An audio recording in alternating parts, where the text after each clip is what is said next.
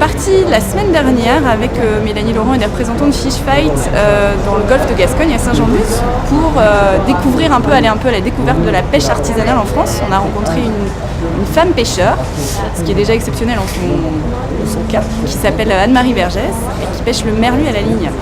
L'idée, c'est de montrer en fait que ces méthodes de pêche, elles sont sélectives, elles respectent l'environnement et que pour nous, c'est cette forme de pêche qu'il faut promouvoir, notamment dans le cadre de la réforme de cette politique commune des pêches qui se joue au niveau européen maintenant. Donc pour nous, c'est maintenant qu'il faut agir et c'est pour ça qu'on s'associe à la pétition de Fish Fight, parce qu'on estime que ces démarches-là vont dans le bon sens et que c'est cette forme de pêche artisanale durable qu'il faut favoriser. Il y a des initiatives citoyennes maintenant qui existent au niveau européen, c'est-à-dire qu'à partir d'1 million de signatures, l'Union européenne est obligée de considérer la question et de se positionner dessus. Donc il ne faut pas se dire qu'un simple clic sur Internet ne fait rien. Au contraire, un simple clic sur Internet, c'est le début du changement. Donc chacun peut agir. Eh bien moi, je vous encourage à goûter plutôt les poissons durables que les poissons féconiques pour décider par vous-même quel est le meilleur, parce que vous allez vous en rendre compte très vite, il n'y a pas photo.